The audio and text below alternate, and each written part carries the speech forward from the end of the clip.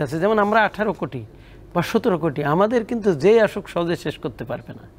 কিন্তু নামিবিয়া অল্প কিছু মানুষ 20 লাখ বা 30 লাখ শেষ করা সোজা। কিন্তু খান, আপনি যেটা বলছিলেন, আমি একটু ফিলিস্তিনের দিকে যদি একটু ফিলিস্তিনের কথা যদি একটু বলেন, যে যে তাদেরকে নির্মূল করার চেষ্টা বা এই যে বারবার তাদেরকে বর্বরভাবে এবং নিষ্ঠুরভাবে মানে এই যে হত্যা করা, এবং পশ্চিমা বিশ্বের যে ডাবল স্ট্যান্ডার্ডের কথা বললেন, আমরা সবসময় ডাবল স্ট্যান্ডার্ড দেখি, এইভাবে কি নির্মূল করা সম্ভব?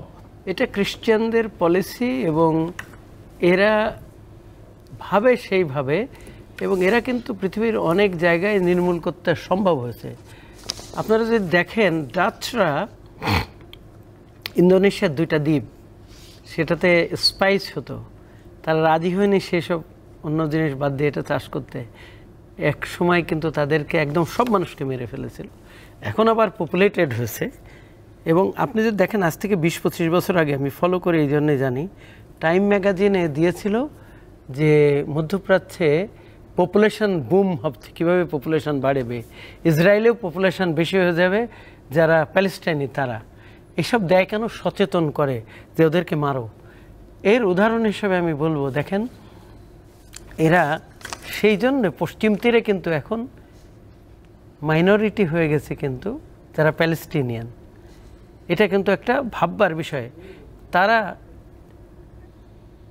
লিবিয়াতে দেখেন অলমোস্ট ডিপপুলেটেড করে ফেলছে, তখন এখন বিদ্যুৎ নেই, অনেক জায়গায় এয়ার কুলার নেই, অন্যরকম তারা অভ্যস্ত হয়ে গেছে। ইরাকে তাই, আমি নিজে দেখে আসছি ইরাকিরা টার্কিতে কী অবস্থা, সিরিয়াস অবস্থা। তখন এখানে লোকজন আগে কিন্তু যেমন কম ছিল ওরকম কম হবে। ডিপপুলেটেড যখন হবে তখন কিন্তু নর্মালি একটা আছে, লোকসংখ্যা বেশি হলে কিন্তু তার একটা স্ট্রেংথ আছে। যেমন আমরা 18 কোটি বা 17 কোটি, আমাদের কিন্তু যেই আসুক সহজে শেষ করতে পারবে না। কিন্তু নামিবিয়া অল্প কিছু মানুষ 20 লাখ বা 30 লাখ শেষ করা সোজা। কিন্তু এইটা একটা পলিসি, তারা বোঝে, তারা কিন্তু টেকনিক্যালি দিস সোকল্ড এডুকেশনে তারা অনেক অ্যাডভান্স, কিন্তু মানবিক এডুকেশনে ডেফিনেটলি আমি মনে করি না তারা অ্যাডভান্স। তারা কিন্তু সবসময় সব মানুষকে শেষ করেছে, সারা দুনিয়ার রিসোর্সকে তারা এক্সস্ট করেছে। পৃথিবীর 70% খনির মালিক কারা? তারা বলে মানবাধিকার, আবার কাজ করে উল্টাটা। সুতরাং এটা কিন্তু খ্রিস্টান জগৎ, আর আপনারা খেয়াল করেন ফ্রান্স, ব্রিটেন সব এক হচ্ছে কিন্তু, এবং রাশিয়াও কিন্তু একসময় এক হয়েছে। তার অস্তিত্বের প্রশ্ন এই জন্য রাশিয়া সিরিয়াতে যখন আক্রমণ করছিল, সিরিয়া যখন লেবানন থেকে সব পাঠিয়ে দিল, তখন তো সিরিয়াকে শেষ করার জন্য করছে। তখন কি রাশিয়া কিছু করেছে? বারবার বোমা মেরেছে, কিন্তু ঘাঁটি আছে ওখানে রাশিয়ানদের, তারা কি উত্তর দিকে আসতে করেছে? সুতরাং এটা কিন্তু একটা মধ্যযুগের শেষের দিকে ভাগ বাটোয়ারা করে নিয়েছে পশ্চিমারা আমাদেরকে, আর রাশিয়ানরা ভাগ বাটোয়ারা করেছে সেন্ট্রাল এশিয়াকে। আমিও সেন্ট্রাল এশিয়ায় গেছি, ওখানে শুনেছি সবাই প্রেয়ার করছে মসজিদে যায়, তখন রাশিয়ানরা বোমা মারছে মসজিদে, খ্রিস্টানরা। সুতরাং এইটা ইসলাম ধর্মে, আপনি যদি হান্টিংটনের বই দেখেন, ওই বইতে বলা আছে Islam is a superior culture, religion বলিনি, সুপিরিয়র কালচার।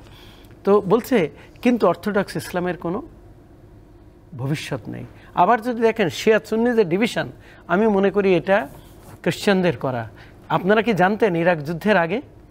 অনেকেই জানতো না শিয়া কি সুন্নি কি। এখনও কিন্তু বাহরাইনে কিন্তু মেজরিটি সুন্নি, কিন্তু বাহরাইন সৌদি আরবের সাথে, ইয়েমেনের সুন্নি। আর যদি আমরা সঠিকভাবে বলি, সুন্নিরাই কিন্তু আসল মুসলমান। কেন আসল মুসলমান? তারা কিন্তু হজরত আলীর মৃত্যুর পর তাদের পক্ষ নিয়েছে। কিন্তু এখন আসল সুন্নিরা আমরা হয়েছি কেন? তার কারণ আমরা বেশি দিন ক্ষমতায় থেকেছি।